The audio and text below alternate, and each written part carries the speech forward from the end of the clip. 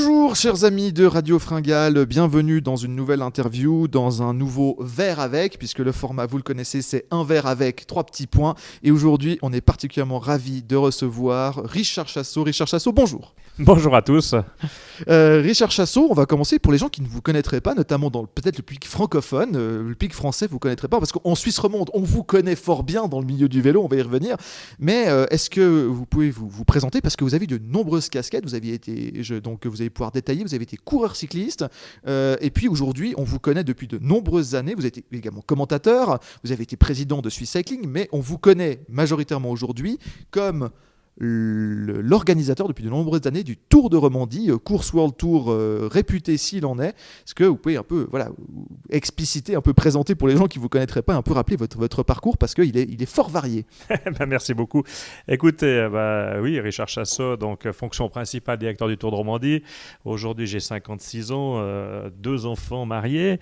Et c'est vrai que mon parcours, en fait, moi, je suis né dans le monde du vélo. Mon père était un ancien amateur, entraîneur également. Il était mon entraîneur jusqu'à mon ascension chez les professionnels, donc j'ai fait toutes les classes, depuis cadet, junior, enfin aussi même écolier avant. Et puis je suis passé professionnel déjà à 19 ans, indépendamment, parce que j'étais dans l'équipe nationale de cyclocross, où le cyclocross à l'époque en Suisse était vraiment très très fort, avec Albert Zweifel, avec Dieter Runkel, avec évidemment Pascal Richard, mon ami, qui est devenu champion du monde. Et puis ça, j'ai été dans l'équipe nationale à partir de 17 ans, le seul roman pendant très longtemps au niveau des juniors et des élites, à l'époque ça existait encore. Ensuite, à 23 ans, je suis passé professionnel sur route dans une équipe belge qui s'appelait à l'époque Saxon.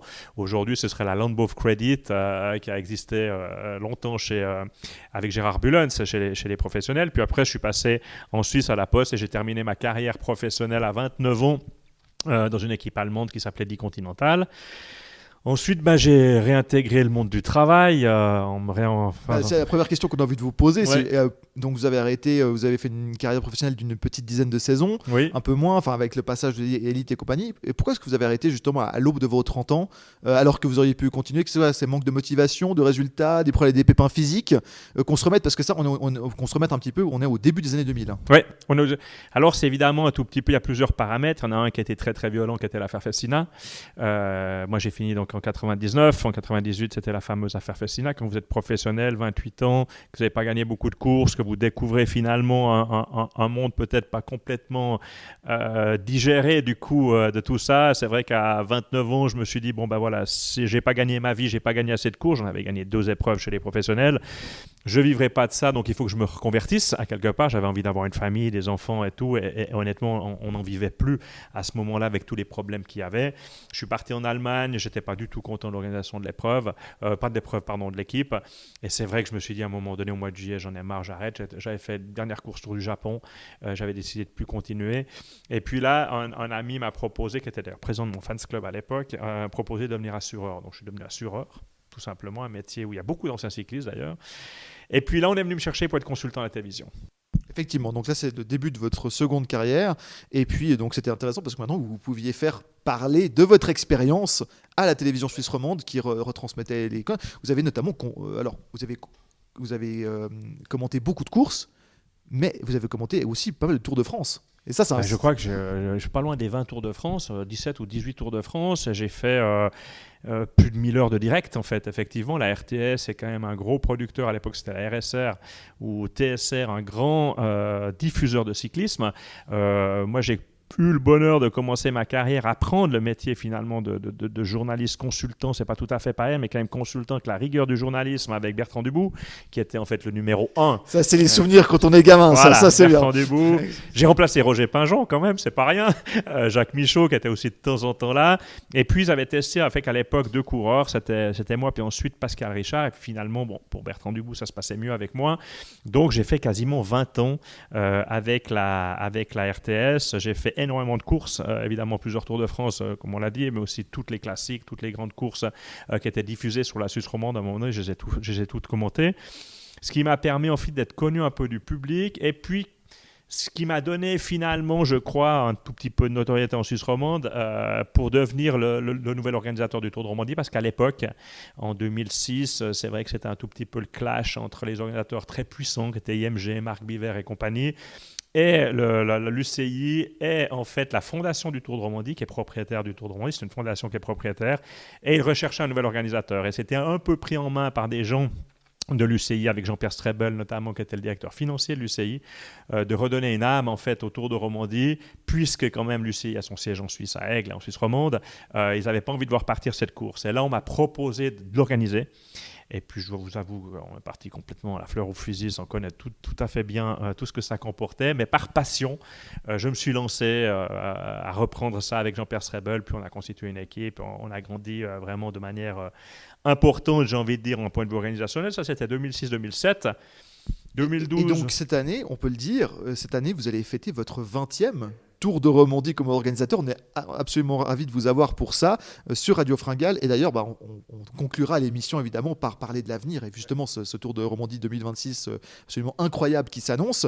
Mais donc justement, pour remettre un petit peu dans le contexte, quand vous reprenez cette casquette d'organisateur, justement, quand vous avez 36-37 ans par là autour, alors vous avez votre carrière de coureur, votre carrière de consultant, que vous avez après continué. Comment ça, parce qu'il faut bien se remettre dans l'époque, parce qu'il y a beaucoup de jeunes personnes, peut-être qu'on a la vingtaine aujourd'hui, qui ont connu que l'ère moderne, c'est-à-dire Pogacar, Van Der Poel, voilà, ces 5-6 dernières années. Moi, je l'ai connu quand j'étais adolescent. Vous étiez un jeune organisateur. On se remet dans le contexte, le Tour de Romandie a failli disparaître de la scène internationale. Alors peut-être ce serait resté au niveau du course de Pays de Vaud, etc. Mais la course qui était le Tour de Romandie, que ça faisait des dizaines et dizaines d'années que c'était une course référencée dans le calendrier international, a failli disparaître au moment où vous la reprenez. Oui, parce qu'en fait, comme vous le savez, la globalisation du cyclisme suit son cours, ça continue, ça va peut-être un peu plus lentement que souhaitaient certains dirigeants. Néanmoins, elle existe aujourd'hui. Le World Tour est devenu international quasiment sur tous les continents. La Suisse a 2 courses World Tour, Tour de Suisse, Tour de Romandie. Ça fait pas mal pour... En fait, c'est le 4e pays qui a le plus de jours World Tour. C'est incroyable. Ouais. Alors que normalement, notre position dans le cyclisme international depuis plus de 20 ans ne nous permettrait pas d'avoir ça. Non, clairement. Et donc, à un moment donné, c'est clair que il faut dire ce qui était. Le Tour de Romandie ne rapportait pas d'argent, il en coûtait. La société IMG, qui était une société vraiment américaine, Marc Biver avait laissé ses parts et dirigeait encore ça, mais avait vraiment de l'ambition pour diriger le cyclisme suisse, d'avoir un produit extrêmement performant d'un point de vue sportif, mais aussi d'un point de vue financier. Et là, ils se sont dit que finalement, peut-être qu'un seul tour en Suisse, le Tour de Suisse, qui s'occuperait un peu de la Romandie, ce serait plutôt une bonne chose. Mais c'était sans compter sur Hein Verbruggen, à l'époque, le patron de l'UCI, et Jean-Pierre Strebel, qui ne voyait pas ça d'un bon oeil, en fait, que toutes les épreuves soient reprises que par des gros groupes de management ou internationaux, avec des groupes, avec des actionnaires et tout. Et c'est comme ça qu'ils ont tendu la perche à la fondation en disant, nous, on est prêts à vous emmener avec nous dans le Pro Tour. À l'époque, c'était encore pas le World Tour, c'est le Pro Tour. À travailler au niveau international. Il faut que vous ayez un niveau d'organisation au top. Il ne faut pas qu'on soit reprochable de quoi que ce soit, mais si vous l'avez au top, vous faites partie de l'aventure. Et c'est là qu'entre guillemets, plusieurs personnalités se sont dit qui c'est qui serait assez sympathique et assez fou assez pour fou ça. Surtout. Pour... Ils sont venus vers moi, voilà. C'est un peu comme Michel Galabru, vous savez, quand il a été choisi pour accompagner Louis de Funès dans les policiers, dans les gendarmes. Dans les gendarmes, ouais. Ils avaient tout le budget pour Louis de Funès et puis il en fallait un pas trop cher pour l'accompagner. Moi, c'est pareil, il fallait un directeur plutôt sympa, pas trop cher pour relancer le Tour de Romandie. Et quelque part, quelle réussite, parce que il y a eu des hauts, des bas, bien entendu, mais quand on prend la situation du cyclisme suisse et de l'organisation des courses au milieu des années 2000 et la situation, on en reparlera, des dernières années, je veux dire, pour les gens qui regardent le cyclisme de loin, mais d'avoir des Remco Evenepoel, d'avoir des Joao Almeida, d'avoir cette année un Tadej Pogacar, des choses comme ça, quel long chemin parcouru depuis 20 ans, et ça doit être aussi une fierté, tout ce parcours, ce parcours, parce qu'après, justement, on va ouvrir le chapitre, les défis de l'organisateur, et là, on va pouvoir se marrer. Mais justement, premièrement, quelle fierté! Oui, quelle fierté. Enfin, quand j'ai repris le Tour de Romandie, j'avais 2 obsessions à quelque part avant les problèmes financiers. C'était la sécurité déjà.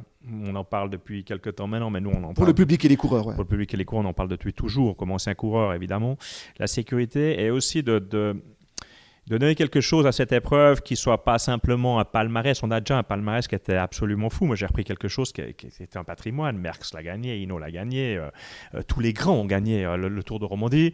Ce n'était pas une évidence de continuer comme ça. On était sur une époque où il y avait un peu moins de participation, ça parlait beaucoup.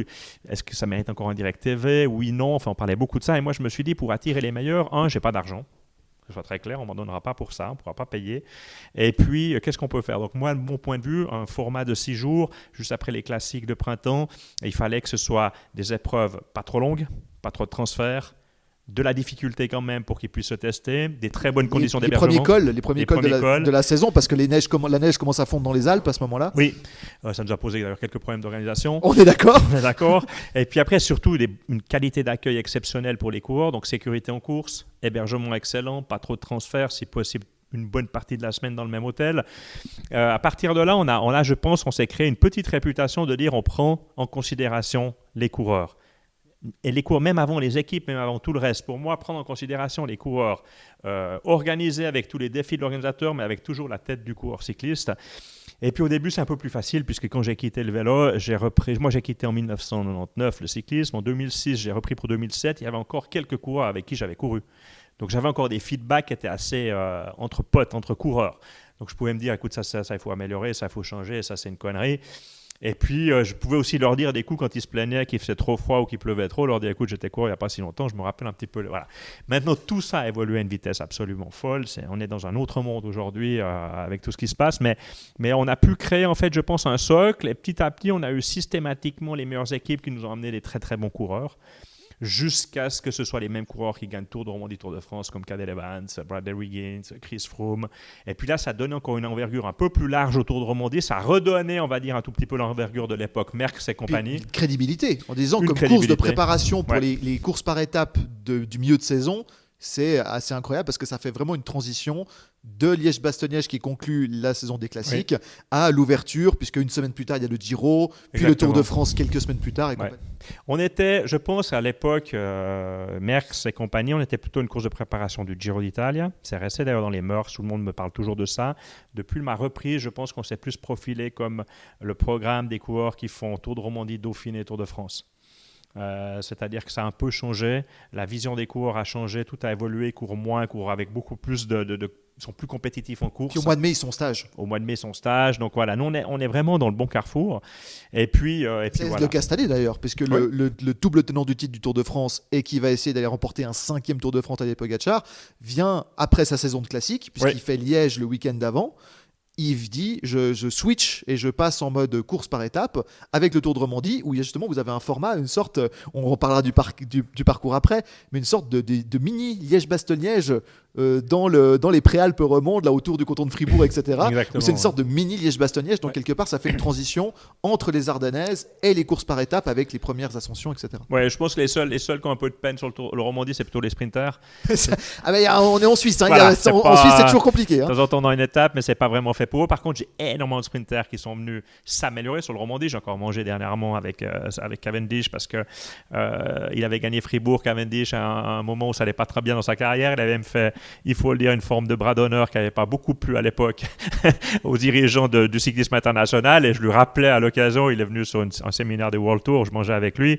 Et puis je disais, ouais, c'est pas trop pour les sprinters. Et il me disait, oui, mais en même temps, quand on est sprinter, qu'on sort des classiques, qu'on n'a pas gagné, quand il faut faire des kilomètres de course et se faire mal, le Romandie est parfait. Mais celui qui veut gagner, bien sûr, c'est plutôt des coureurs qui vont sur le Tour de France, qui doivent se tester. On a 2 profils d'étapes, type Liège-Bastogne-Liège, beaucoup d'eau chaude, pas de plat. Des étapes vallonnées, voilà, avec répétition des efforts. Exactement. Et puis les cols, les premiers grands cols, parce qu'on monte à Thion à 2000 mètres d'altitude, parce qu'on fait les grands cols. On monte à l'Aisin, les étapes en Valais, les étapes dans les Alpes vaudoises. Et ça change le rythme, ça leur donne aussi un point de repère hyper important, pas seulement pour le leader de l'équipe, mais pour toute l'équipe. Qu'est-ce que je dois travailler en stage ? Comment est-ce que le groupe se comporte, les chronos, souvent on a des chronos, comment je marche sur un vélo de chrono. En période de classique, ils n'en font pas beaucoup des chronos, donc ils reviennent sur le vélo. Cette année, on en fait un peu moins, mais quand même, en règle générale, on a toujours un contre-la-montre.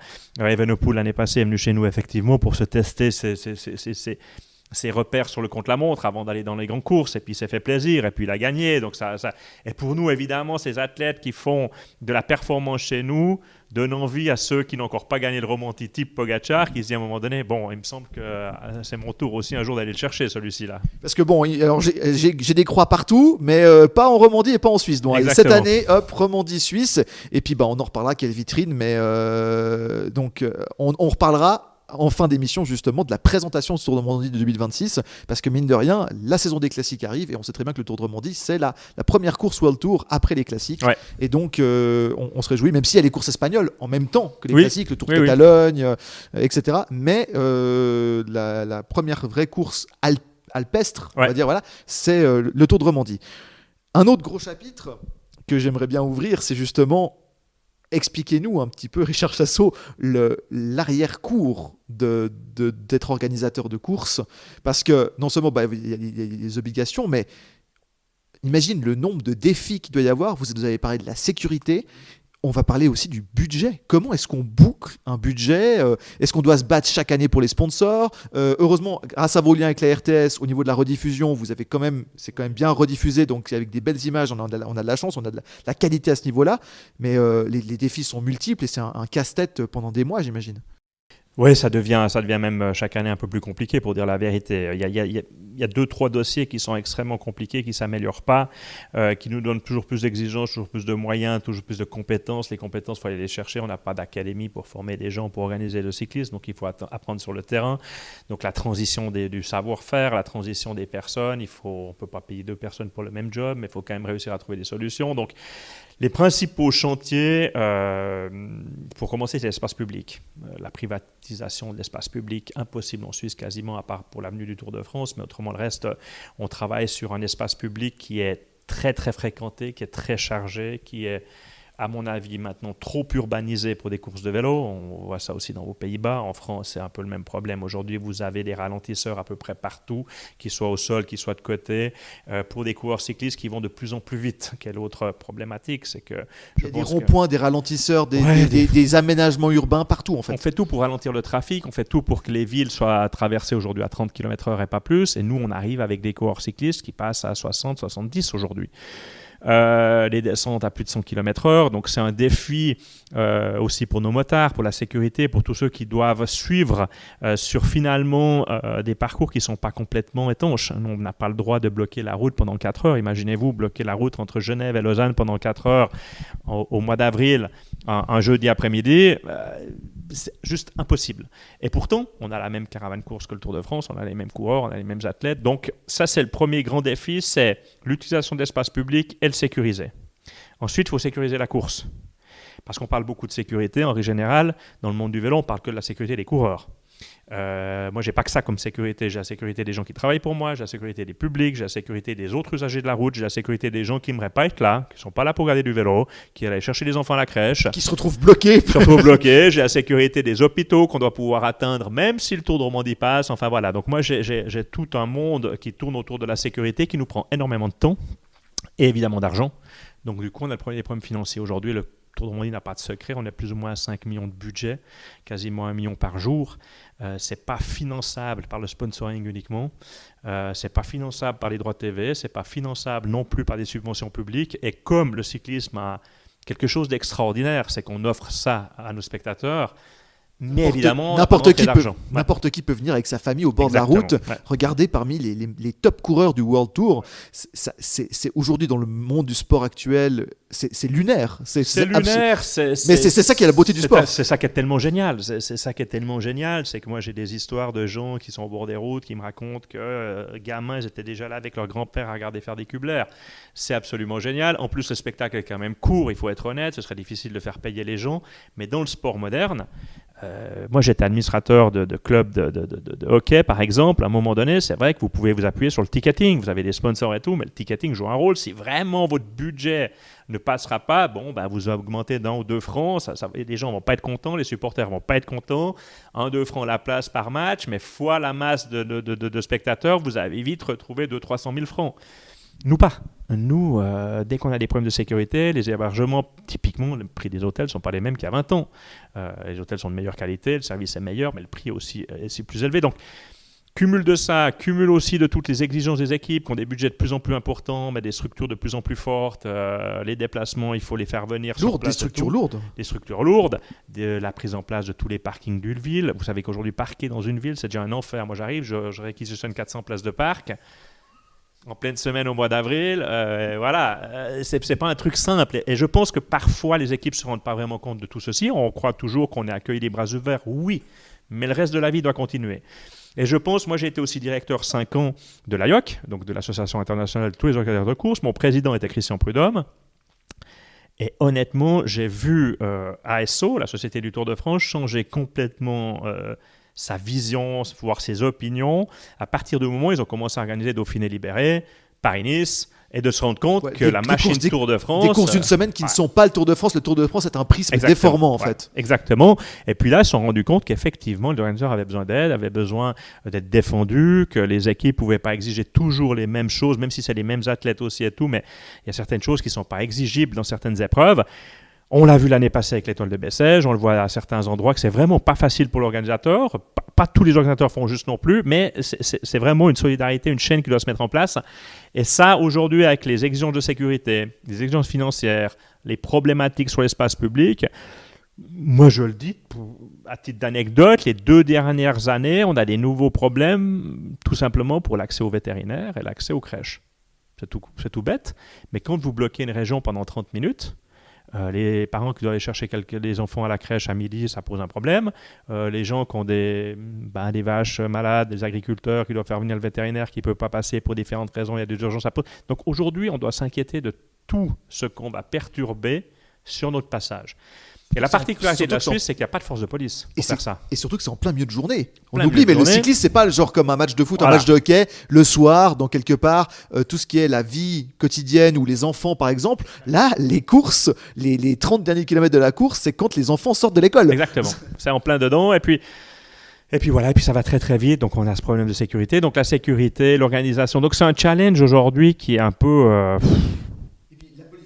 Pardon, la police. Vous aviez dit justement, il y a le problème de la police, c'est qu'en Suisse, il y avait un challenge en plus, c'est qu'il n'y a pas la police ou la gendarmerie nationale comme en France, par exemple, pour encadrer, ou la Guardia comme en Italie et tout. On a 2 problèmes en fait. Le premier problème, c'est que moi, la Romandie, c'est 6 cantons, donc 6 pays à quelque part. Il n'y a pas vraiment des frontières, mais c'est des différences fondamentales entre le système sanitaire. La police, une police vaudoise fait pas son travail sur le territoire neuchâtelois. La police neuchâteloise vient pas sur Fribourg. Donc c'est chaque fois des polices différentes, des chefs de police différents. Et comme vous le savez peut-être, en Suisse, il n'y a pas beaucoup de gendarmes à moto. Donc ça veut dire que c'est limité. Et comme il n'y a pas que le Tour de Romandie, certains gendarmes ont des missions autres que suivre des courses de vélo. Ça veut dire que nous, on a notre propre troupe de motards qu'on forme, avec 200 motards, qu'il faut former, qu'il faut équiper, qu'il faut éduquer au niveau des règles de cyclisme du CI, et c'est une forme de bénévolat. Donc la sécurité, qui est extrêmement complexe à faire, en plus est fait par un staff qui est volontaire. C'est pas un staff de gendarmerie ou de militaires qui sont mis en place par l'organisateur. Donc ça donne un côté très familial et ça donne un côté extrêmement engagé quand même, parce que c'est des gens qui prennent des grosses responsabilités mais qui les tiennent. Mais c'est un défi incroyable. Mais c'est un défi incroyable de mettre ça en place chaque année sur des routes qui sont de plus en plus compliquées. Et très honnêtement, c'est sûr qu'organiser le Tour de Romandie sans prétention aucune, mais ça devient un challenge chaque année qui est violent parce qu'on doit trouver des solutions. Et puis, vous savez, la Romandie est petite, hein, et moi, j'ai 2 épreuves par année maintenant, entre le Tour Homme et le Tour Femme. Bien sûr, parce qu'il y a le Tour Femme maintenant, voilà. qui connaît un certain succès et qui, en plus, qui se déroule à une totalement haute période de l'année. Donc. Bloquer une ville pour des hommes ou des femmes, c'est le même challenge. C'est bien égal de dire, OK, il y a la parité, il y a tout ça, c'est exceptionnel, c'est génial. Mais pour le gendarme qui me reçoit à Lausanne ou je ne sais où, pour lui, c'est chaque fois Richard Chassot qui vient avec ses équipes pour essayer de trouver des solutions pour bloquer la ville d'un côté ou de l'autre. Après, il y a tout l'avantage d'avoir la RTS en direct, d'avoir 140 pays qui reprennent nos droits, de montrer la Romandie dans le monde. Et ça fait plaisir à toute la politique, je pense. Ça fait plaisir aux villes d'étape, ça fait plaisir à nos sponsors. Au tourisme. Mais évidemment, les couches qu'ils doivent faire.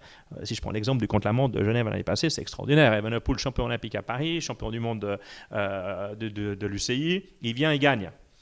Mais il faut juste se rendre compte, pour bloquer 18 km à Genève un dimanche, c'est 500 policiers, c'est 6 km de barrières à poser et à déposer. Mais quel succès alors. Et parce quel que alors, succès, c'était incroyable ouais. à voir ça.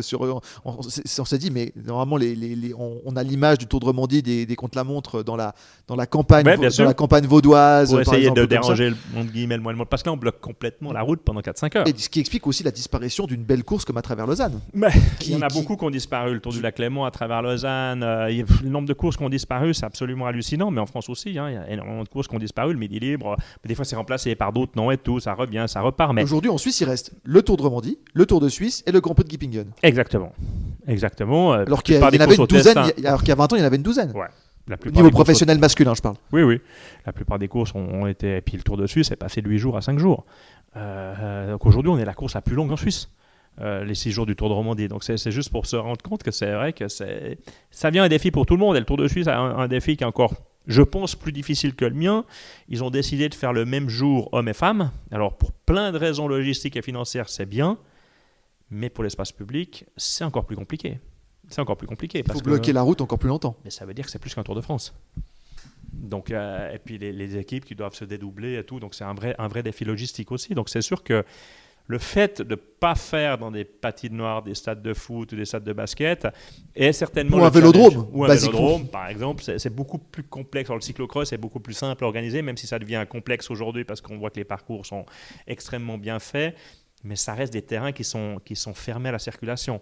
Moi, dans ma société d'organisation, je fais d'autres choses. Le cyclisme est de loin le plus compliqué. Mais de loin, ça n'a pas de... Même si toute organisation est complexe, mais le cyclisme, c'est des problèmes sans fin.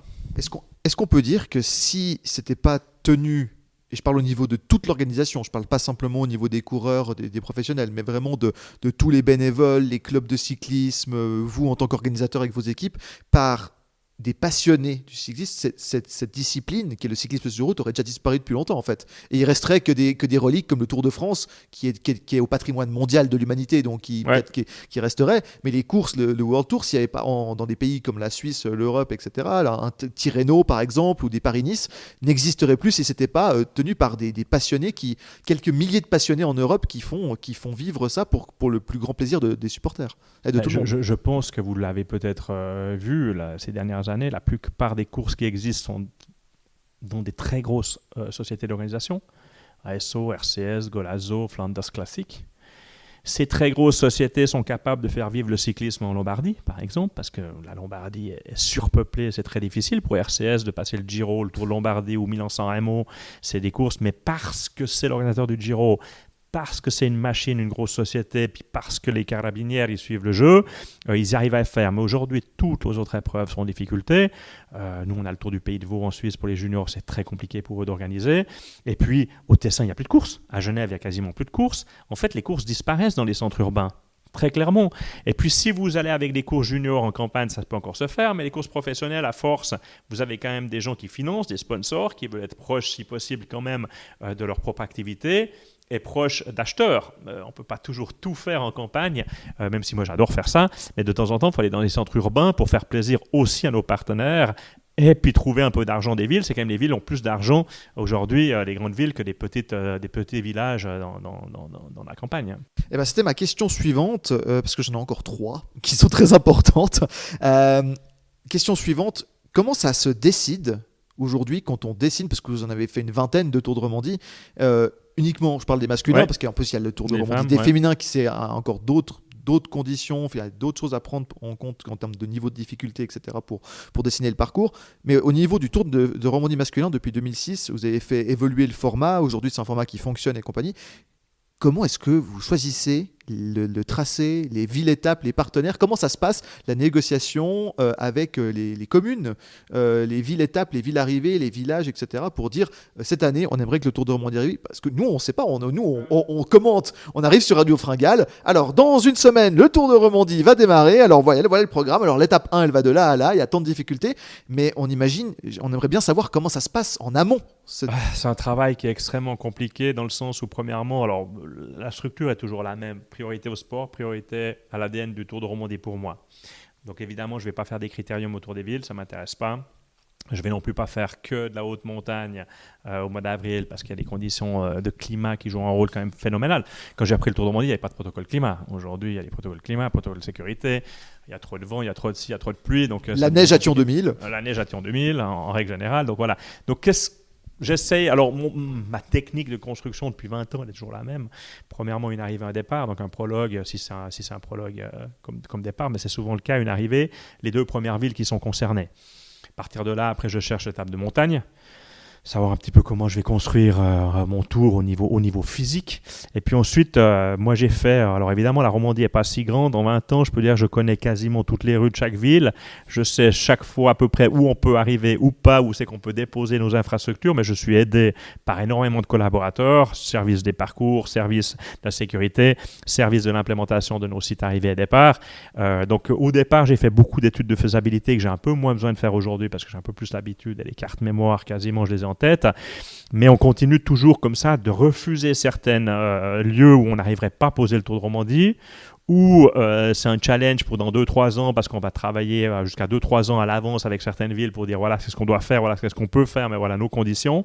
Et puis des fois de quémander à une ville de refaire une deuxième fois derrière nous parce qu'on n'a pas forcément ce qu'on souhaiterait faire et puis que j'ai besoin qu'une ville m'accompagne. Donc on peut être autant demandeur que accepter ou pas des candidatures.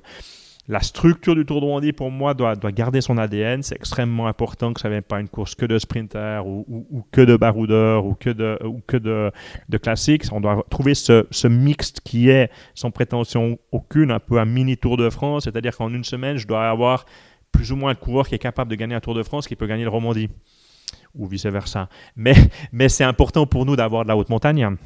C'est important aussi d'avoir des descentes, c'est important d'avoir des chronos, c'est important d'avoir un peu toutes les disciplines du cyclisme.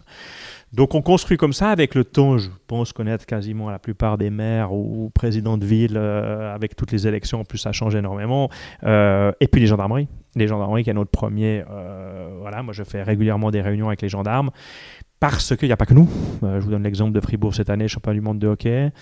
Droit derrière, le Tour de Romandie une fois. Ensuite, le Tour de France femmes à Lausanne et Aigle et Genève.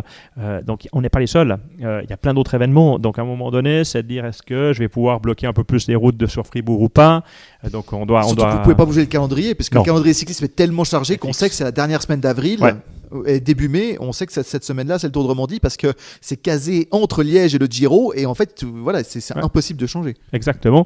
Donc, il faut qu'on s'adapte non seulement au calendrier de l'UCI, mais aussi au calendrier des événements des villes. Et puis, vous savez, il y a aussi tous les travaux sur la route, chauffage à distance, réfection des ponts, éboulement, avalanche d'un côté, la ligne CFF qui est bloquée, on ne pourra pas passer. Enfin, les ponts. Il faut se rendre compte qu'en fait, notre territoire, en plus, bouge en permanence, sans compter tous les accidents qui peuvent arriver le jour J. Donc, il faut avoir des plans B, il faut avoir des plans B pour détourner le trafic, il faut avoir des plans B pour détourner le climat. Donc, nous, sur une étape de montagne, selon le territoire, on aura un plan B qui sera peut-être complètement pas du tout sur les routes, parce que ce sera impraticable. Donc on doit travailler sur des étapes que j'espère on produira jamais en l'état, ou en tout cas qu'on ne diffuse pas, qu'on ne communique pas. Mais le matin, dans notre valise, on a 2-3 étapes pour certains endroits, parce que s'il neige en altitude ou s'il y a des problèmes de trafic, on devra peut-être changer un peu les choses. Dernière question sur l'organisation, après on s'intéressera un peu à la course, parce que on est aussi là pour parler de ça sur Radio Fringale, mais c'est absolument passionnant de vous entendre sur l'organisation. Vous avez parlé justement que vous étiez membre et directeur des organisateurs de courses avec Christian Prudhomme et compagnie. Vous êtes un peu une rareté aussi au niveau World Tour, puisque vous êtes un organisateur qui est ancien coureur. Oui. Et donc ça vous donne une vision, parce que beaucoup, en général, c'est des journalistes ou des hommes d'affaires, des managers, des choses comme ça. En tout cas, en Italie, on sait que c'est beaucoup lié à la Gazzetta dello Sport. Bien sûr. Au Tour de France, bien entendu, c'est lié à France Télévisions et on sait que c'était fondé par un journaliste à la base, le journal Lotto. Expliquez-nous la différence et ce que ça fait quand vous êtes parce que vous êtes dans ce milieu depuis 20 ans maintenant, 2 décennies. Vous avez rencontré, j'imagine, à peu près tous les organisateurs de courses, en tout cas de courses majeures en Europe, voire dans le monde. Oui. Expliquez-nous un peu cette différence et quelle est notre particularité. Et la question bonus, c'est surtout, est-ce que ce serait mieux pour le cycliste s'il n'y avait que des anciens coureurs à la tête des organisations de course ou pas? Je crois pas, je sais pas. J'ai dû beaucoup changer ma mentalité, d'arrêter de penser comme un coureur pour organiser, parce qu'évidemment ça peut servir, mais des fois c'est vraiment contradictoire. Le coureur ne voit que la course qui l'intéresse, ne voit pas tous les à côté, et parfois ça peut être aussi tendancieux, simplement de ne pas avoir une vision pour filmer la course. Moi, le fait d'avoir été consultant me permet de savoir ce qu'il faut faire. Les routes à 15 degrés de pente dans une forêt pendant 1 heure où on voit rien, où les motos ne peuvent pas travailler, ça n'a pas de sens non plus. Mais j'ai plein d'anciens coureurs qui me diraient tu devrais passer par là parce que c'est super dur. Ça ferait le classement. Bien sûr, mais c'est pas ce qu'on veut. Donc le fait c'est pas vendable à la télé, quoi. Non, c'est pas vendable, et puis ça tuerait le suspense. Donc il y a tout un équilibre de tout. Je pense que ma chance à moi, c'est d'avoir fait à peu près tous les métiers dans le monde du vélo. Cycliste évidemment, mais j'ai aussi été bagagiste sur le Tour de Romandie pour les commissaires quand j'avais 15 ans. J'ai été chauffeur VIP, j'ai été consultant TV. J'ai été dans le monde de l'économie comme assureur. J'ai aussi fait président de Swiss Cycling. J'ai été chef de toute la sécurité à l'UCI pendant 1 année.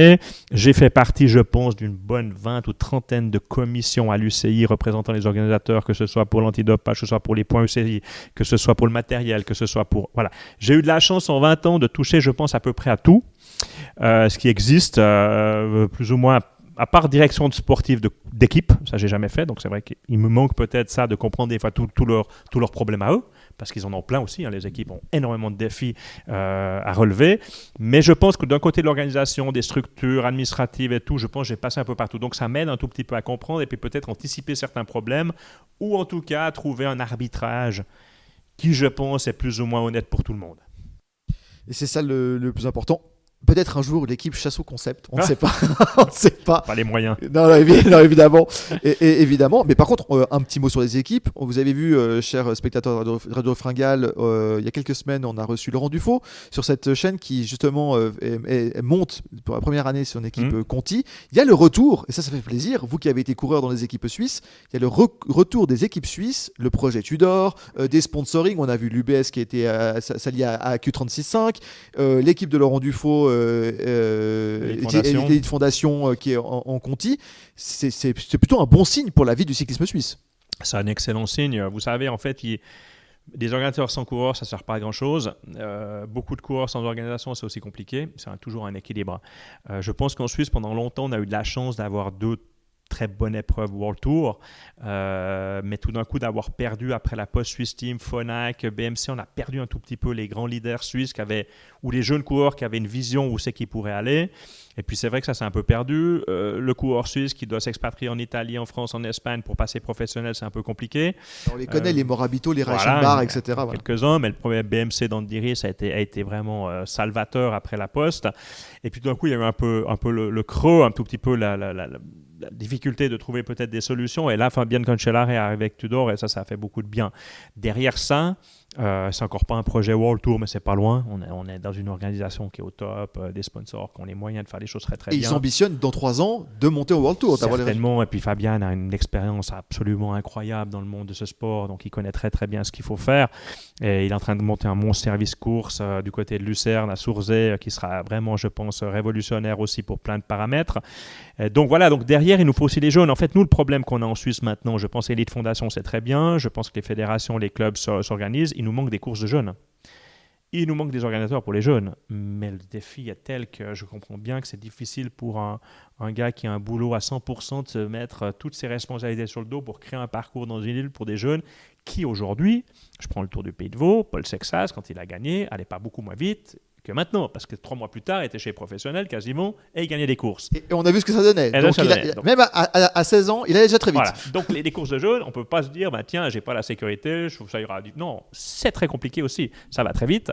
Donc je pense que c'est un vrai défi de trouver des organisateurs aujourd'hui qui vont faire ça pour les jeunes, parce que oui, on peut les faire courir en VTT, en BMX, en piste, on peut faire plein de choses, en cyclocross, mais il y a un moment donné, l'expérience de la route est importante et on ne peut pas passer simplement une expérience VTT à professionnel sur route.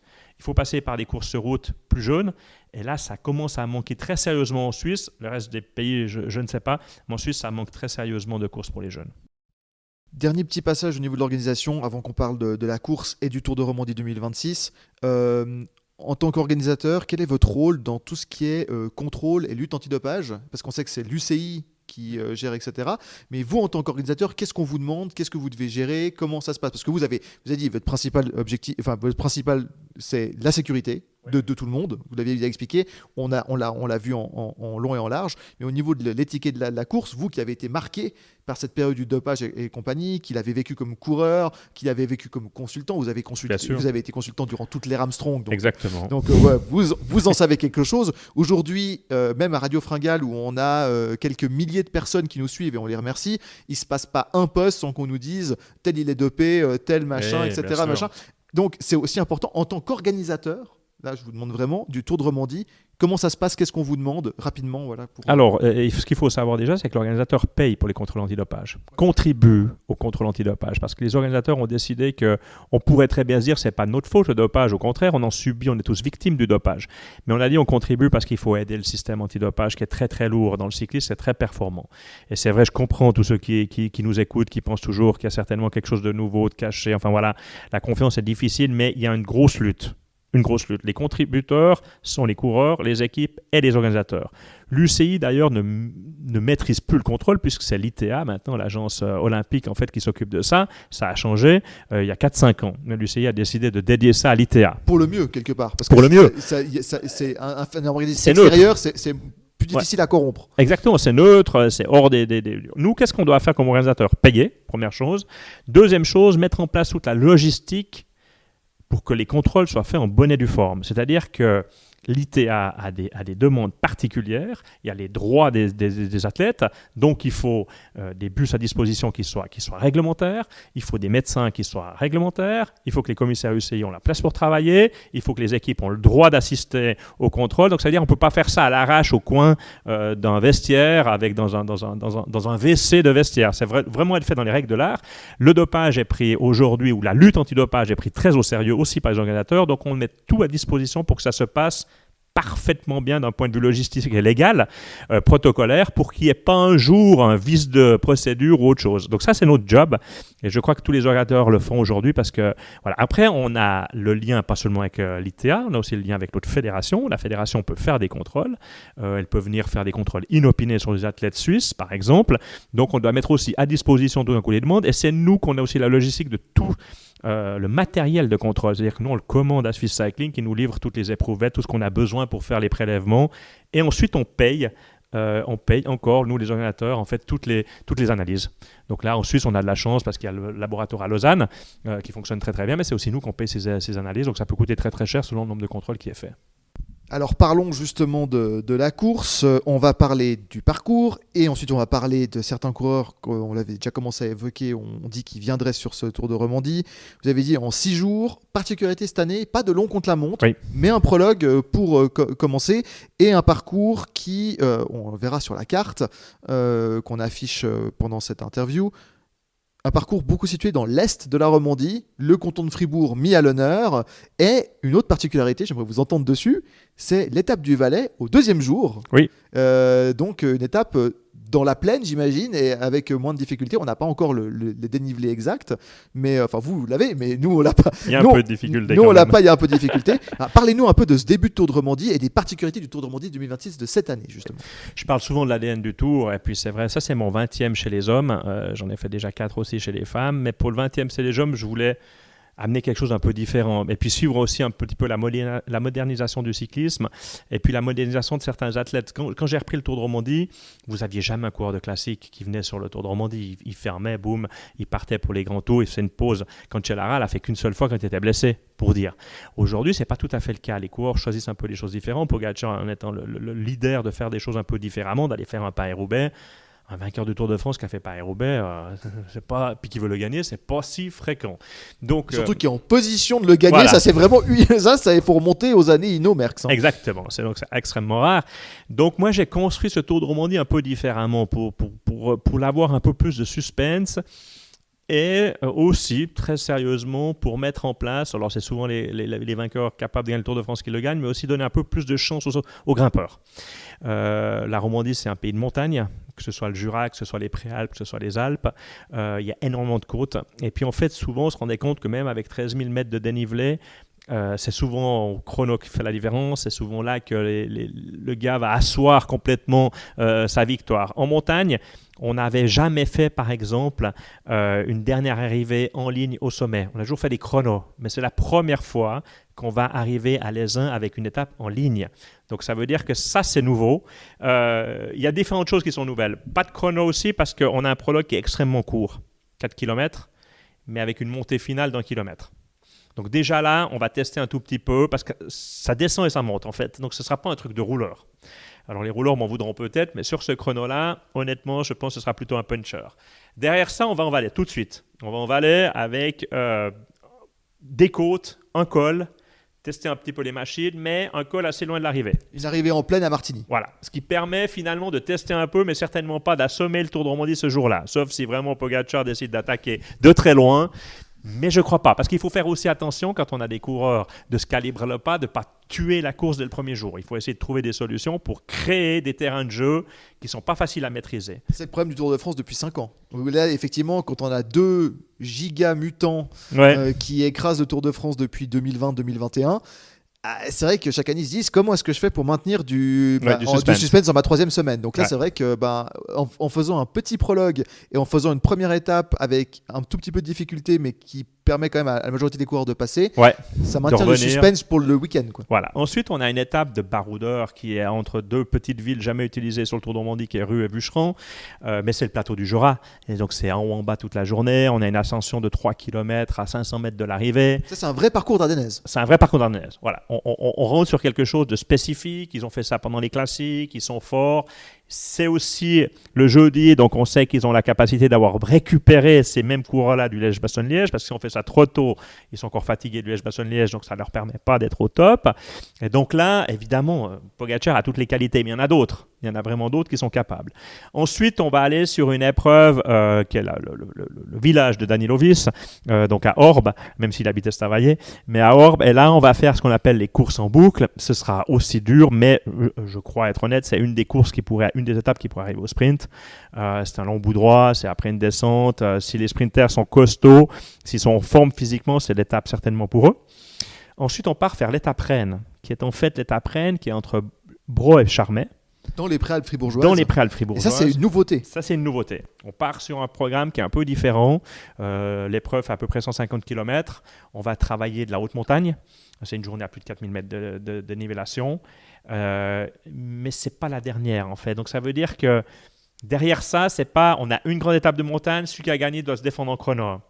On a une grande étape de montagne après 2 épreuves déjà pas, ou 3 épreuves pas si simples. Et ok, celui qui gagne là, qui prend le maillot, qui renforce, il suffit pas, parce que vous savez aujourd'hui dans le cyclisme moderne, au chrono, ils savent presque ce qu'ils perdent au kilomètre, la seconde qu'ils perdent au kilomètre. Ils savent le nombre de secondes. Ils savent quasiment tout.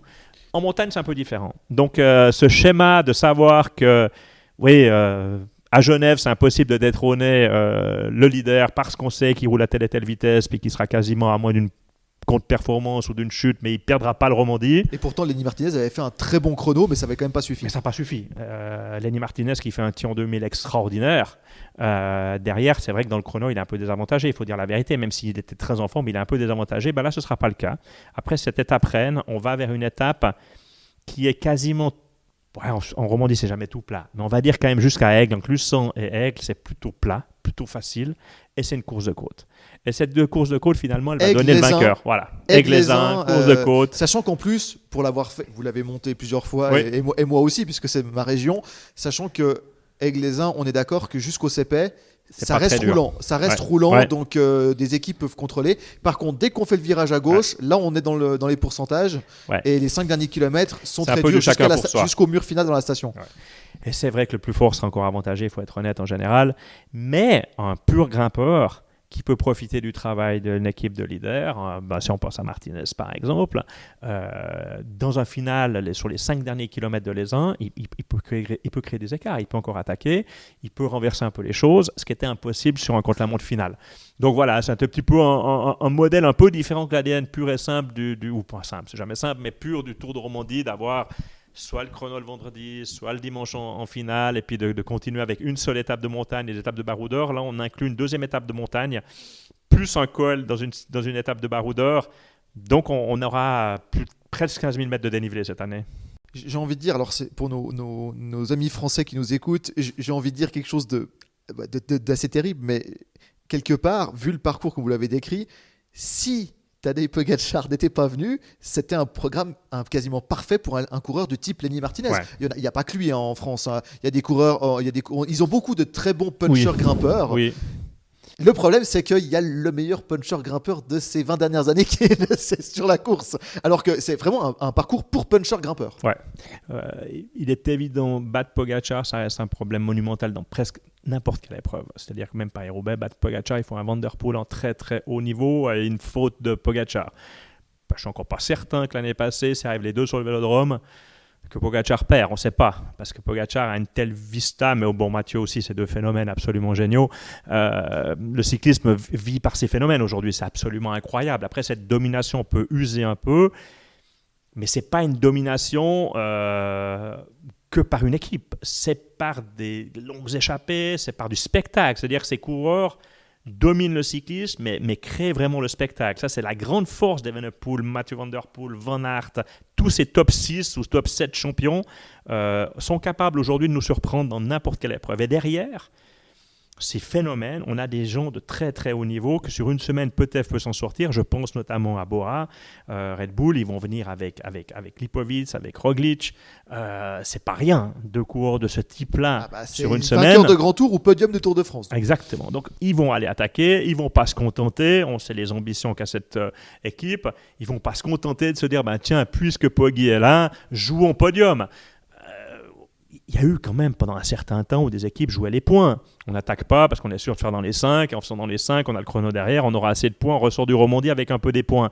Là, il y a des équipes aujourd'hui, je pense que ce n'est pas que les points qui les intéressent. Ils sont déjà dans le top 5 des équipes depuis très très longtemps. Ce qui les intéresse, c'est des victoires et c'est de mettre peut-être en péril UAE. Et UAE est tellement fort qu'ils veulent prouver leur supériorité.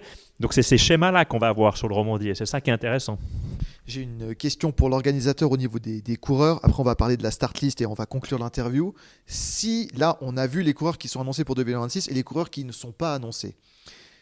Si le Tour de Romandie continue et on a 27-28, parmi les jeunes coureurs qui ne sont pas encore venus sur le Tour de Romandie, si vous aviez un souhait, un coureur que, au vu des parcours, au vu de la spécificité du Tour de Romandie, parmi les jeunes pépites, parce que là, il y a une génération 2005, 2006, 2007, je parle des années de naissance. Ça montre à quel point nous sommes vieux, Richard, aujourd'hui.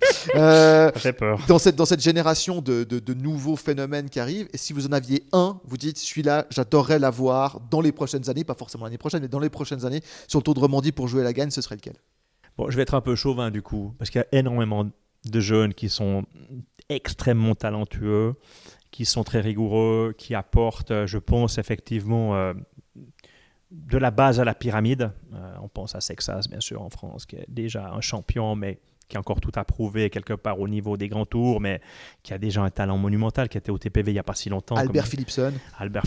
Enfin, il y en a beaucoup. Nous, en Suisse romande, on a besoin d'un roman qui gagne un jour le Romandie. Ça va être extrêmement compliqué. Extrêmement compliqué parce que les qualités qu'il faut pour gagner le Tour de Romandie, ça veut dire qu'un roman serait peut-être capable de gagner un jour un grand tour. Ce qui n'est pas une évidence. Et on adore Yanis Voisard, mais voilà. C'est pas encore son niveau. Et pourtant, non. Il est très très fort. Et ben voilà, c'est lui. Si j'en avais un souhait d'organisateur un peu fou, bien sûr que si Voisard déjà me gagnait une étape, et ou voir un podium du général. On avait eu ça avec Gino, mais d'ailleurs malheureusement disparu. Gino avait fait deuxième. Qui avait le niveau pour jouer la gagne. Il a fait deuxième d'un Tour de Romandie. Donc voilà. On parlait de la sécurité avant. C'est vrai qu'il y a Gino Madère qui est encore dans toutes les têtes, notamment pour les descentes et compagnie. Quand vous êtes organisateur, c'est des images, même si ce n'est pas dans ma course, mais c'est des images qui nous quittent jamais. De voir un coureur perdre la vie, de voir un coureur se blesser gravement. C'est des images qui nous quittent jamais parce que moi j'étais coureur, je sais les risques que je prenais. Et j'en aurais jamais voulu un organisateur. Honnêtement, j'ai toujours pris mes risques, j'ai toujours décidé, j'ai des freins. Mais à quelque part aujourd'hui, à la vitesse où ça va, le choix du parcours, des fois, nous, on commence à s'inquiéter. On dit, est-ce qu'on passe au bon endroit ou pas ? Est-ce qu'on passe au bon endroit ou pas ? À la fin, je pense que les coureurs restent maîtres de leur vélo et capables normalement de gérer tout ça. Mais par contre, il y a de plus en plus de chutes massives où tout d'un coup, on se rend compte que malheureusement, celui qui était en 30e position, il ne gère rien du tout. Il accompagne la chute, quoi. Et ça, c'est un petit peu ce qui a changé par rapport à mon époque.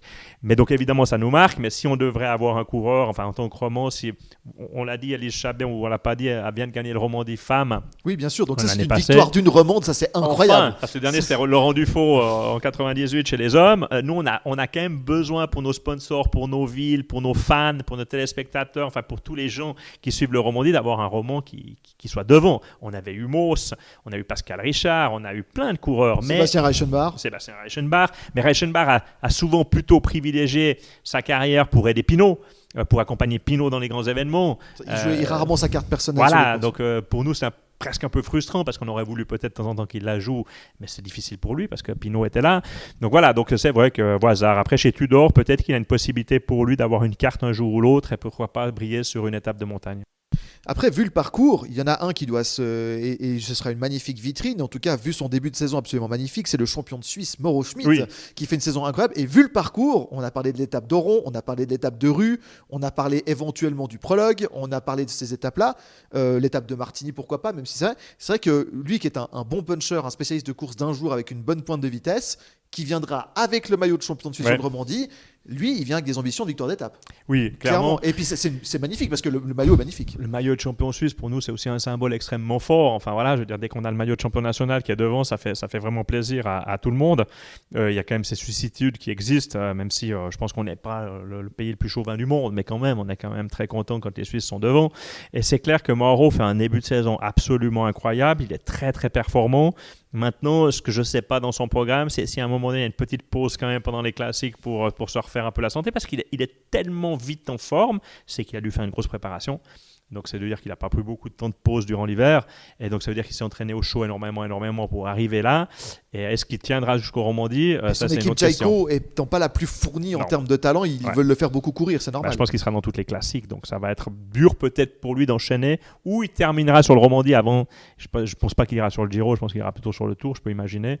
Mais voilà, on ne sait pas. Parce que c'est vrai que c'est une équipe du World Tour qui est performante, mais qui n'a pas un fond de champion non plus sans fin. Donc quand ils veulent faire des points, le phénomène des points dans le vélo est un peu pervers parce qu'en fait il faut des coureurs qui aillent chercher des points, puis en même temps il faut gagner des courses. Mais pour certaines équipes c'est facile de faire les deux, mais pour d'autres c'est extrêmement compliqué. Et si vous gagnez qu'une course et vous faites pas de points toute l'année, vous n'êtes plus en World Tour. Et c'est le problème. On va parler justement de cette start list pour terminer cette magnifique interview. On vous remercie encore.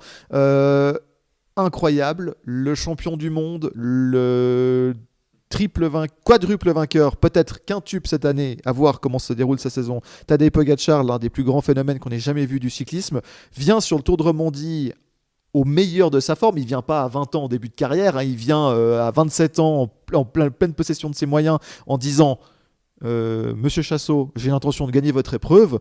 Alors non seulement ça met une pression au niveau de la sécurité, etc., mais quelle vitrine! Quelle vitrine pour le Tour de Romandie, surtout qu'en plus il vient pas seul, puisque alors je cite en vrac, après vous me dites ce qui vous fait. Alors, vous allez réagir sur Pogačar, mais je vous profite de vous lancer sur tout, comme ça c'est fait. Il y a le duo Roglic-Lipovic qui a annoncé, c'est quand même pas rien. Il y a Antonio Tiberi qui a annoncé. Il y a Lenny Martinez, le deuxième de l'année passée, qui revient pour essayer de nouveau d'aller chercher une étape et pourquoi pas un bon classement. On a parlé de Mauro Schmid. Il y a la nouvelle pépite de Visma Nordhagen qui sera également. On sait qu'il aime bien les cols longs et les efforts comme ça.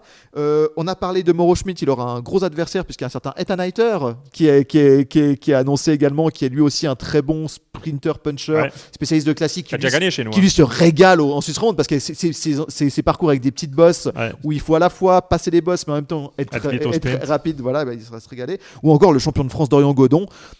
C'est un plateau absolument magnifique pour le Tour de Romandie. Oui, le plateau est magnifique et c'est vrai que... on a cité qu'une dizaine de noms, il y a encore tout le reste. Ça va encore évidemment se construire. Évidemment, il y aura, on l'a dit, il y aura Boisard chez Tudor, il y en aura d'autres. L'effet Pogačar est monumental. Et puis ce qui est vraiment extraordinaire, je pense, de la part de Tadej, c'est que la plupart du temps, quand on a eu des grands champions, ils annonçaient plutôt 3 jours avant, ils nous demandaient un peu le secret. Attendez, je veux pas trop de pression, je viens si je suis en forme. Je dirais que Tadej, comme en course, c'est le contraire, quoi. Je viendrai au Romandie, je l'ai encore pas gagné. Utilisez votre nom pour faire un peu de publicité, vous le méritez bien. je veux rien de particulier, j'aimerais venir et gagner.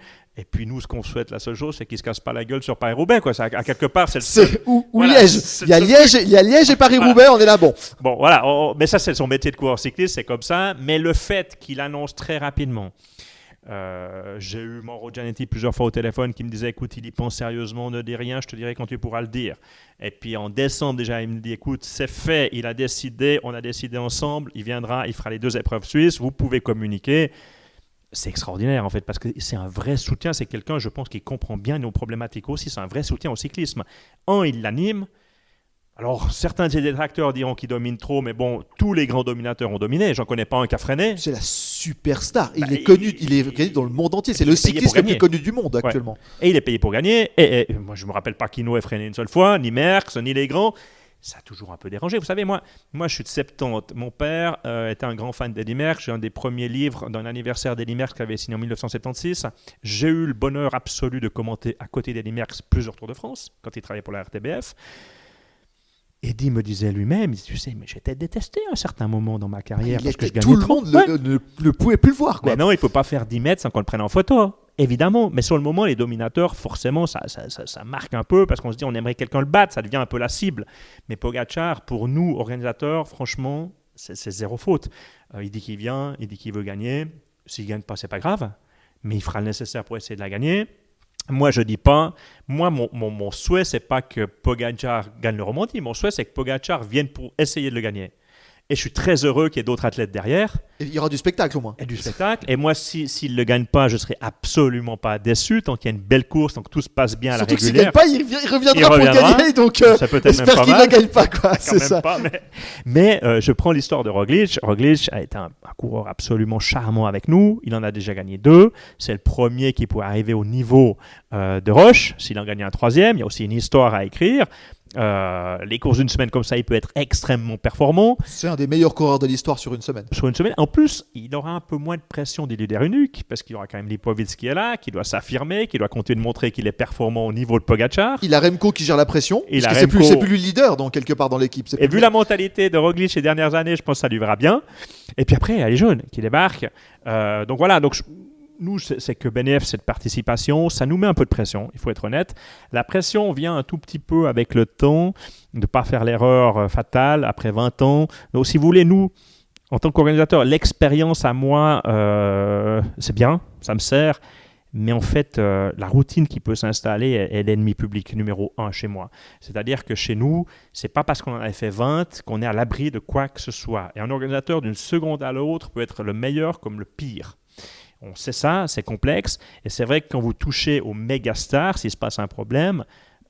c'est très vite vers vous que les jeux vont se tourner. C'est de la folie, quoi. C'est vraiment de la folie. Donc voilà, on va rester les pieds sur terre, on va faire notre job, on espère que tout se passera bien. On met toutes les choses à disposition pour que ça se passe bien. Mais évidemment, moi je prends toujours cet exemple-là. Poggi qui tombe au Tour de France avec un coureur qui perd un peu sa ligne, qui le fait tomber. Je veux dire, c'est tellement énorme que Poggi, le soir même, il doit faire un post sur les réseaux sociaux pour dire arrêtez d'insulter le coureur qui m'a fait tomber, c'est pas grave, c'est la course, c'est comme ça. Déconne un tout petit peu en disant quand même garde ta ligne la prochaine fois. Mais ça prend des proportions de fou, les réseaux sociaux, le fanatisme. Puis les gens commandent sans recul aujourd'hui. Après, c'est le Tour de France. Sur le Tour de France, tout prend des proportions exagérées à quelque part. Mais nous, on est quand même en préparation du Tour. On a des épreuves qui sont importantes. Et comme je le disais en début d'interview, la sécurité, c'est pas une mince affaire. Donc, ça demande vraiment une prise de conscience. Et on doit toujours imaginer où c'est qu'on peut s'améliorer, qu'est-ce qu'on pourrait faire de mieux pour l'accueillir dans les meilleures conditions possibles et qu'il lui puisse faire de sa course la meilleure expérience possible et si possible bien sûr la gagner, mais ça doit être à la pédale et là nous avec Pogačar, je dois vous dire la vérité, on est très heureux parce que c'est pas simplement qu'un des meilleurs champions vienne, c'est qu'il a plaisir à venir et il a choisi très rapidement de venir faire cette course-là. Et pour la petite histoire, l'année passée il était là aussi chez les femmes. Pourquoi ? Parce que sa femme, sa fiancée son Urska amie, sa fiancée qui était en tête, qu'il a finalement perdu le dernier jour face à Elise, mais il était déjà là au bord de la route, et je le sais aussi de source sûre qu'il était chez un de ses sponsors durant le Tour de Romandie Homme l'année passée. Après Paris-Roubaix, il est venu voir un de ses sponsors dans les montagnes de Châteloise, et puis à un moment donné, il a dit, ce Tour de Romandie, il a dit à Mauro Gianetti, je vois, c'est génial et tout, il y a Remco qui est là et tout, mais l'année prochaine, il faut que j'y sois. Mais moi, j'y croyais pas tant qu'on n'avait pas la certitude que c'était... Parce que les programmes sont très compliqués pour eux aujourd'hui. Oui, et tout puis, le monde le veut. Et puis exactement, puis on peut le dire, on le voit cette année, puisqu'au moment où nous enregistrons cette interview, il y a l'UAE Tour, donc le tour du sponsor de l'équipe numéro 1 dans le monde. Pogacar, qui est double vainqueur en titre de l'UAE Tour, n'est pas allé sur le tour du sponsor. Bon, ça se passe bien, ils ont Isaac Del Toro, donc on va pas... voilà. Isaac, ils ont comme on dit dans le métier, ils ont un roster. Ils ont une équipe, ça va, ils peuvent se démerder sans Pogacar, on l'a vu depuis le début de saison, pas de souci, ils gèrent très bien. Ça, c'est sûr que c'est l'équipe la plus forte aujourd'hui. Il gère très bien. Par contre, il a décalé un peu son programme de saison pour dire, je ne coupe pas immédiatement après Liège, mais je viens quand même sur le Tour de Romandie parce que j'ai envie. Alors, il sera certainement un peu émoussé parce qu'il va faire toutes les grandes classiques. Évidemment. Mais par contre, on peut dire, il a sacrifié ses courses de février pour pouvoir pousser jusqu'à fin avril son premier pic, son premier groupe de courses pour venir sur le Tour de Romandie. C'est pas rien comme engagement de la part du coureur le plus sollicité du monde. Totalement. C'est une preuve pour nous aussi de beaucoup de respect pour le travail qu'on fait, pour tout ce qu'on met en place. Et puis aujourd'hui, vous savez, c'est un tout petit peu... mais c'est à double effet tout ça. C'est à double effet. Moi, je me rappelle toujours d'un ami ou une connaissance en tout cas, même si c'est un très bon copain, qui organise un grand tournoi de golf. Et souvent, la question, c'était de lui dire, mais quand c'est que vient Tiger Woods ? Parce que ce sera là où ton tournoi sera exceptionnel. Et lui, il disait, j'aimerais bien l'avoir, mais une fois qu'il sera venu, après, ce sera compliqué s'il ne revient plus. Donc, dans le cyclisme, on n'est pas tout à fait là parce qu'il y a moins de stars qui font toute l'aura ou en tout cas le ticketing. Mais c'est vrai que plus on monte en grade, il y a toujours un moment donné où ça redescend un tout petit peu. Vous avez toujours un moment donné où vous dites, là, tu as eu Roglic, tu as eu Pogacar. Suffit d'une année où il n'y a pas la star. Tout le monde va dire, alors Tour de Romandie, qu'est-ce qui se passe ? Il n'y a plus les stars qui viennent, qu'est-ce que vous faites ? Et ça, c'est cyclique de toute façon. Donc, on profite de cette embellie. Evenepoel, parce que ce n'était pas prévu qu'il vienne l'année passée. Evenepoel, tout d'un coup, il devait se remettre en selle. Il a eu un grave accident. On est content, mais c'était la même pression d'ailleurs avec Evenepoel. J'avais dit à mes équipes de sécurité, les gars, il a été shooté par une bagnole en fin d'année. Il revient d'une chute grave. C'est sa première course. On peut pas se permettre qu'une voiture l'effleure. Donc, discipline en course. Voilà. Mais on doit quand même faire notre job. On doit quand même sécuriser, on doit quand même filmer. Mais c'est clair que nous, ça nous met une pression quand même supplémentaire parce que c'est des coureurs qui jouent peut-être leur carrière, des fois sur une épreuve. Donc, mais ça sur toutes les épreuves, en fait, même à l'entraînement, c'est comme ça. On leur souhaite toujours pas d'avoir ces accidents extrêmement, extrêmement violents. Mais c'est ça. Aujourd'hui, c'est cette pression qui peut exister autant chez le coureur qui veut gagner, autant chez l'organisateur qui veut que tout se passe bien. Et Remco, qui d'ailleurs, petite parenthèse pour terminer, Remco qui a eu beaucoup de plaisir, il l'a dit aux médias, que ce soit aux médias de son pays, la Belgique, les médias francophones ou aux médias suisses, il a eu beaucoup de plaisir, il était ravi de votre organisation. Ça aussi, quand vous avez l'un des meilleurs coureurs du monde, et on souhaite que ça se passe de la même façon cette année, il n'y a pas de raison que ça se passe autrement, avec des Pogacar, des Roglic et autres, d'avoir les meilleurs coureurs de la planète qui vont sur toutes les courses dans le monde, qui sont choyés partout où ils vont, de dire le Tour de Romandie, c'est super, on y reviendra, etc. Pour vous, en termes de satisfaction et pour vos équipes, c'est vraiment, ça valide tout ce travail qui est fait durant l'année. C'est la plus belle. Il n'y a pas d'autre. Pour moi, ancien coureur, il n'y a pas d'autre meilleure satisfaction. La plus belle satisfaction, c'est quand un coureur, tel qu'il soit, n'importe lequel d'ailleurs. N'importe lequel. J'ai dit Remco parce que il est très écouté. C'est encore plus fort parce que c'est encore plus écouté. Tous les coureurs vous disent ça. Ouais. Mais quand les coureurs me disent, Richard, merci, c'était top, sécurité, hébergement, qualité de course, qualité d'organisation générale, on est content de venir, on espère revenir l'année prochaine sur le programme. Ça, c'est la plus belle des satisfactions parce qu'en fait, tout notre travail sert aux coureurs et à permettre de faire des exploits pour les spectateurs. À partir du moment où vous arrivez à faire que les coureurs, les meilleurs... C'est comme je le disais en début, en fait, mon expérience de coureur, c'était de me dire qu'à la fin, le coureur qui part du Romandie doit avoir envie de revenir l'année d'après. Et c'est plein de paramètres. Moi, je me souviens comme coureur des cours, on avait des jolies courses, mais franchement, les transferts, les hébergements, c'était un enfer. La nourriture était horrible, parce qu'on n'avait encore pas nos cuisiniers, tout ça avec nous. Et on se disait, bon, l'année prochaine, moi, j'y vais plus, c'est une punition, le truc. Voilà. Et je dénoncerai personne, mais c'est vrai qu'à un moment donné, pour le coureur, il n'y a pas que la course, il y a tous les à côté, il y a tout ce qui va avec. Il y a aussi l'accès aux médias qui doit être respectueux. Eux en font un peu, mais on sait aussi mettre certaines limites, parce que on doit aussi être là pour aider ces coureurs à passer une bonne semaine. Et ce n'est pas parce que Pogacar est là que tout d'un coup, on va ouvrir les vannes de tous les médias pour nous se faire de la pub. Non, on garde la même rigueur, d'accès, on demande poliment les choses s'il veut venir en conférence de presse ou pas, parce qu'on respecte aussi tout cet environnement qui pour lui peut être pesant à la longue. Et ben c'est tout ce qu'on vous souhaite pour ce 20e Tour de Merci. Romandie masculin de votre organisation. Richard Chassot, je crois que c'est l'une des interviews les plus passionnantes qu'on ait pu faire sur Radio Fringale. Non mais c'est vrai. Et d'ailleurs, dites en commentaire, n'hésitez pas à mettre vos commentaires, les questions, on les transmettra à Richard si vous en avez. La saison des classiques va arriver, la saison du Tour de Romandie, bien entendu. J'imagine que jusqu'au Tour de Romandie, vous allez être très occupé. mais je le dis, dans le courant de l'année, etc., vous êtes le bienvenu. Quand vous voulez, bien entendu, sur Radio Fringale pour débriefer. Pourquoi pas débriefer le Tour de Romandie quelques mois après, pourquoi pas voir ce qui s'est passé. On ne sait jamais ce qui peut arriver. Oui. Et puis, chers spectateurs, n'hésitez pas à partager cette interview, à faire connaître, à vous renseigner sur l'organisation de course, sur l'arrière de tout le monde qui nous permet de vibrer devant notre sport favori, devant les courses. Et n'oubliez pas également de vous alimenter parce que la Fringale guette. Mais oui, la Fringale guette. Bien placé là. Mais merci beaucoup, Richard. Merci à vous.